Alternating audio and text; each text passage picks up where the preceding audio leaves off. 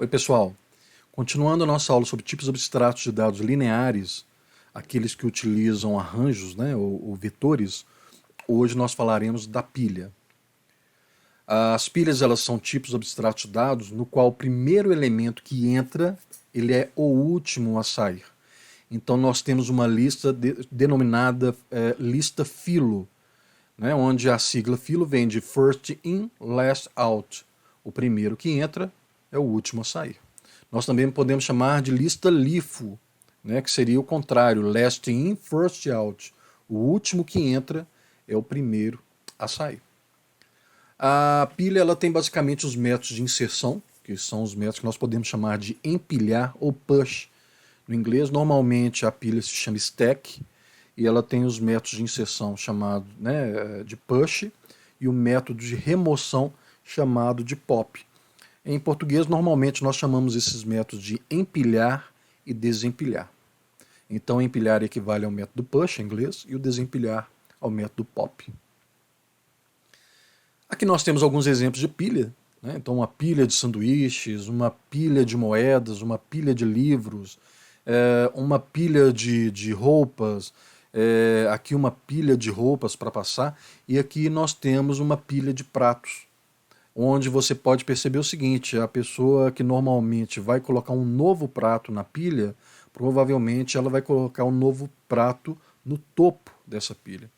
E quando ela for tirar algum prato dessa pilha, o comum é que ela retire o prato também do topo, e não da base, né? Porque se ela for retirar da base, isso aqui pode provocar, se a pilha de pratos for um pouco maior, mais alta, né? Isso aqui pode provocar, inclusive, um acidente. Os pratos podem tombarem, né? A pilha pode tombar e os pratos, então, eles vão se quebrar, né? Então, numa pilha de pratos, as operações normalmente ocorrem em um único extremo, que aqui nós vamos chamar de topo. Então, a gente tem inserção pelo topo e a remoção de um prato também ocorre pelo topo. Bom, dado o código da lista, né, vocês viram a lista linear numa aula que nós tivemos presencialmente. Nós tínhamos então os métodos de inserir no início, inserir no final, o método de inserir onde nós passávamos a posição onde nós queríamos que a inserção fosse feita. E aí nós temos também remover do início, remover do final e o método remover. Como nós podemos alterar esses métodos para criar uma pilha? Na verdade, não é alterar, você tem que fazer uma combinação, tá? É o seguinte, olha, para eu construir uma pilha utilizando a lista, por exemplo, eu vou usar o inserir do início em combinação com o remover, por exemplo, tá? Então você vai pensar em duas combinações de métodos que nos permitam, então, construir uma pilha através dos métodos que nós vimos na lista. Apresente as duas soluções possíveis. E a grande pergunta é: por que a segunda não é interessante? Eu vou dar um tempo para você pode então dar uma pausa no seu vídeo e daqui a pouquinho você retoma o vídeo, né, para ver quais seriam as soluções possíveis. Pessoal, eu espero que vocês tenham pausado o vídeo, né, e agora nós então temos as duas soluções possíveis. Então a primeira solução que nós temos, lembre-se que quando nós estamos trabalhando com uma pilha, nós temos as operações de inserção e remoção em um único extremo. Ou seja, eu posso inserir no início e remover do início, ou eu posso inserir no final e remover do final. Então vamos para a primeira solução. Na primeira solução, a combinação é inserir no final e remover do final. Então nós temos as duas operações ocorrendo no mesmo extremo, que é o extremo fim da lista. Por exemplo, se a gente for inserir esses elementos aqui, olha, o 1, o 3, o 5 e o 7, e efetuando duas remoções. Aqui vocês têm então a lista está em pé, né, para nos dar aquela ideia de pilha, em que os elementos são empilhados um sobre o outro, e aí nós começamos então a fazer a inserção desses elementos. Então se eu vou inserir ao final, olha, eu insiro o 1, depois eu insiro o 3 no final, então o 3 virá depois do 1. Agora eu vou fazer a inserção do 5, ele vem logo depois do 3. E agora eu vou fazer a inserção do 7, ele vem logo após o 5. Agora nós vamos fazer duas remoções, só que essas duas remoções elas serão feitas utilizando o remove fim. Então, se nós fizermos uma remoção agora, qual elemento que vai ser removido? O último elemento que foi inserido. Então, nesse caso, nós temos a remoção do 7, o 7 é removido. Então, na primeira remoção, nós retiramos o número 7, e o 7, então, olha, aqui nós passamos a considerar como se fosse lixo, porque agora a nossa pilha não tem mais 4 elementos, ela tem apenas 3 elementos, que vão da posição 0 até a posição 2, mas lembre-se que o 7 ele vai continuar aqui no vetor. O 7 não faz mais parte da pilha, mas continua fazendo parte do vetor. Se nós fizermos agora uma nova remoção, qual elemento vai ser removido? Nesse caso, utilizando o remove fim, ele vai remover o elemento 5. Então o 5 deixa de fazer parte da pilha, né? Lembre-se, ele ainda faz parte do vetor, mas agora ele não faz mais parte da pilha. E aí os dois únicos números que sobraram na nossa pilha são os números 1 e 3. A segunda solução, gente, nós teríamos a combinação dos métodos de inserção no início e remoção no início. Só que aí nós temos um grande problema. Se você se lembrar, quando nós vimos a lista, e aí nós mostramos a inserção no início e a remoção do início, essas duas operações tinham um problema, que era o deslocamento de elementos. Então, quando eu fazia a remoção de elementos, eu precisava deslocar os elementos para a direita, para aí sim eu conseguir abrir um espaço e inserir um determinado elemento. E quando eu faço a remoção no início, eu preciso, logo após remover o elemento, eu preciso fazer um deslocamento dos elementos que restaram para a esquerda, de forma que a gente não deixe espaço na nossa lista. Então a segunda solução seria utilizar os métodos insere início e remove início, mas nesse caso nós temos então duas operações, operação de inserção e de remoção, não são operações muito eficientes. Por exemplo, se a gente for inserir 1, 3, 5 e 7, os mesmos elementos que foram inseridos anteriormente. Então vamos inserir 1 no início. No início, posição 0. Então ele está inserido no início. Agora nós vamos inserir o 3. Então nós vamos inserir o 3 no início. Para inserir o 3 no início, ou seja, na posição 0, o que nós temos que fazer com 1? Nós temos que deslocá-lo para a direita. Ou seja, o 3 é inserido e o 1 tem que ser deslocado.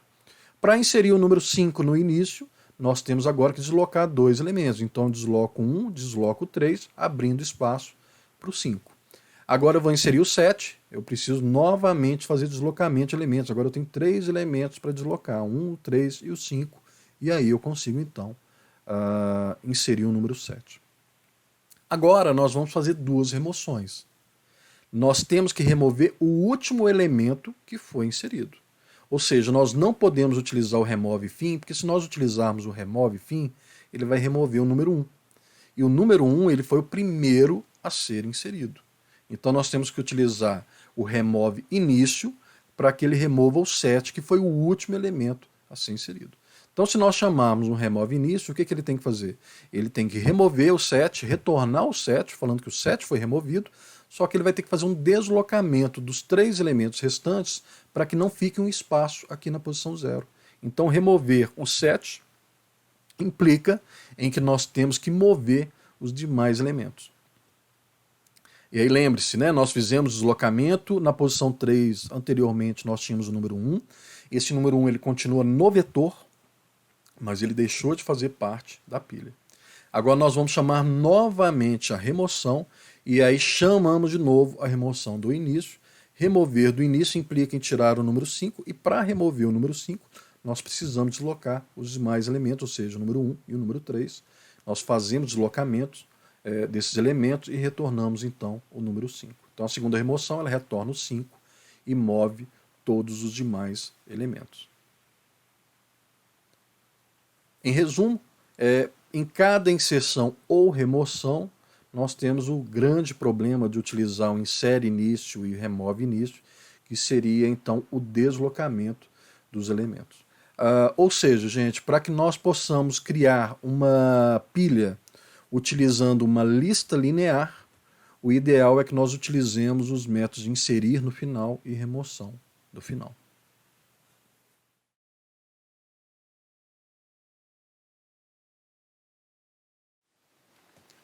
Pessoal, na nossa pilha nós temos dois atributos, que é um vetor, né, um array de object, Esse array, na verdade, ele poderia ser de qualquer tipo, né? Então nós poderíamos criar um array de inteiros, se você quisesse uma pilha só de inteiros.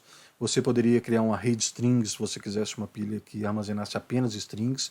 Mas a grande vantagem de termos um array de object, no caso do Java, é que isso permite com que nós façamos a inserção de qualquer tipo de elemento. Então a nossa pilha, já que ela tem um vetor de object, o object ele consegue armazenar qualquer tipo de valor. Então você pode ter, sem qualquer alteração, você pode armazenar inteiros, você pode armazenar valores, por exemplo, do tipo double, você pode armazenar strings, você criar uma classe, por exemplo, uma classe aluno, uma classe veículo, você pode armazenar nessa pilha, ok? Então você consegue armazenar qualquer tipo de elemento. E nós temos aqui um atributo quantidade, que nos informa, né, que ele permite controlar se a pilha já atingiu seu limite. Né? Perceba que esse atributo quantidade ele é inicializado com 0 pela construtora. Nós temos aqui a construtora da pilha. Né? Lembre-se que a construtora, a função construtora ou método construtor é aquele método que tem o mesmo nome da classe. Então nossa classe se chama pilha, nós temos aqui o método chamado pilha. Ele não tem tipo de retorno, ok?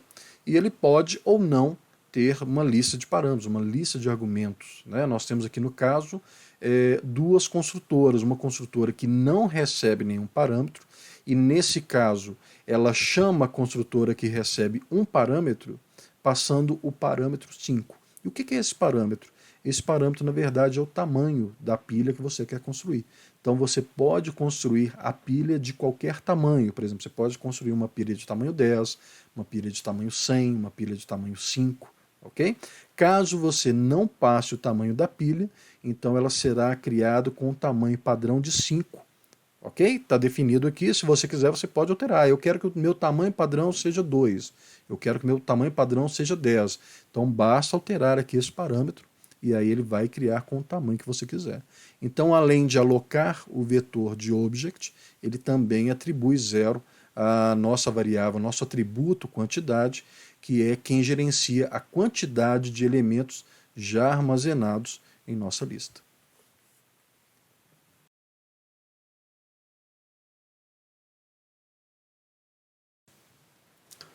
O próximo método é o método empilha. O método empilha, então, é o método que fará a inserção. Então vamos supor que eu tenha criado uma pilha. Eu fiz a seguinte declaração. Pilha P é igual a new pilha de 3. Eu quero construir uma pilha com apenas 3 elementos. Essa construtora, então, é a construtora que recebe um parâmetro. Ela vai chamar a nossa construtora que recebe um parâmetro. Essa construtora, então, ela vai criar um array de 3 posições, ok? A quantidade é 0, ou seja, não existe ainda nenhum elemento. Quantidade é igual a 0. E agora eu vou fazer inserção. Por exemplo, p.empilha, e eu quero empilhar o número 5. Então, o valor do item é 5. A quantidade de elementos é menor que o array.length, né? O tamanho do nosso vetor é 3. 0 é menor que 3, ou seja, ainda existem posições disponíveis para fazer inserção na pilha. Então, o array na posição quantidade é igual a item. Array na posição quantidade, a quantidade é 0, então array na posição 0 recebe o item 5 e logo depois quantidade mais mais, então nossa quantidade que era 0 passa a valer 1. Uma forma de reduzir essas duas linhas para uma seria fazer array na posição quantidade mais mais é igual a item. E aí nós não precisaríamos mais dessa linha. Ou seja, ele ia inserir o elemento na posição quantidade e em seguida ele já faria o incremento desse nosso atributo. Assim que ele armazena então o elemento, ele retorna verdadeiro, indicando que nós conseguimos fazer o empilhamento com sucesso. Na verdade, nós também podemos criar esse método como um void, né? Ou seja, sem retorno. Nesse caso, bastaria retirarmos aqui o return true ou return false. O return true ele só retorna verdadeiro quando o elemento conseguiu ser inserido na pilha. E caso você não consiga inserir o elemento na pilha, o nosso método então retorna falso. Ou seja, por exemplo, se eu vou inserir, imagina que a nossa pilha já está cheia, né? 5, 3, 1, nossa pilha, a quantidade já é 3, e aí eu tento fazer um novo empilhamento, por exemplo, p.empilha, e eu quero empilhar agora o número 10. Então ele vai fazer um teste, quantidade menor que array.length, 3 é menor que 3, falso. Nesse caso ele vem para depois do if, e aí ele vai retornar falso, ou seja, indica que nós não conseguimos empilhar o número 10.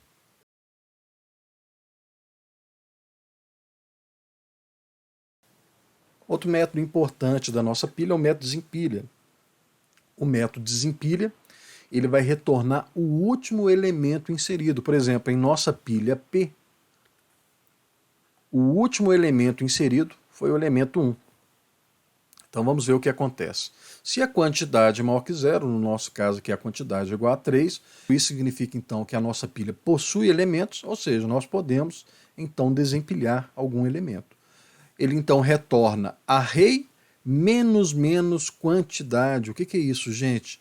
Isso aqui é o operador de pré-decremento. Significa que primeiro ele vai decrementar o atributo quantidade para depois utilizar o seu valor. Ou seja, primeiro ele decrementa a quantidade. Quantidade era 3, passa a valer 2. E agora sim ele retorna o array na posição 2. Lembrando que aqui nós temos um vetor indexado a partir de 0, ou seja, ele retorna o elemento na posição 2, que é o elemento 1. Esse vai ser o retorno. Então nós poderíamos ter feito, por exemplo, int x é igual a int, o typecasting, né, de p.desempilha. E aí o retorno desse desempilha seria um object contendo o número 1. Esse número 1 passaria então pelo typecasting, e aí ele retornaria o inteiro 1 para ser armazenado na variável x.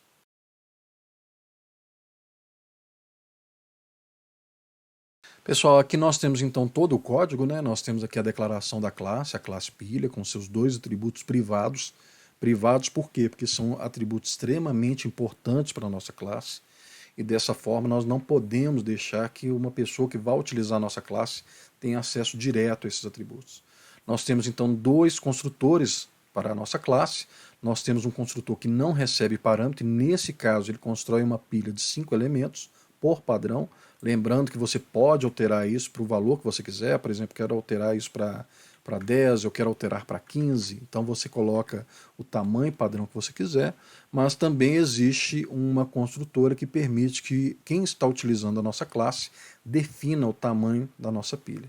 Então ele passa por parâmetro qual é o tamanho, e aí o nosso vetor então é criado com o tamanho que foi passado por parâmetro.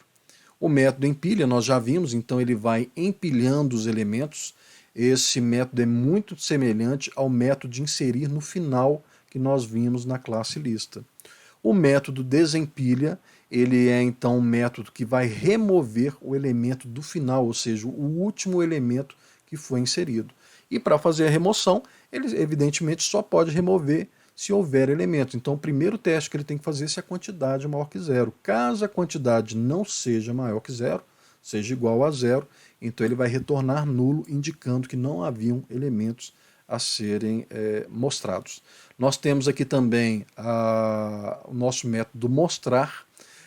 O método mostrar, ele não começa mostrando a partir do elemento 0, mas quando nós imprimimos os elementos de uma pilha, nós mostramos do final para o início, ou seja, do último elemento que foi inserido até chegarmos ao primeiro. Então nós começamos for int i, o i começa em quantidade menos 1, ou seja, na última posição da pilha, e nós terminamos na posição 0. Além disso, nós também temos um método de pesquisa. Esse método de pesquisa ele recebe um item a ser pesquisado, e ele percorre então a nossa lista e verifica então se cada posição da lista é igual ao item que nós estamos procurando. Se em algum momento ele encontrar um elemento na lista que seja igual ao item que nós estamos pesquisando, ele então entra no if e retorna true. Caso ele percorra toda a pilha, né, e não encontre o elemento, ele sai do for e ele retorna false, indicando então que o elemento não foi encontrado em nossa pilha.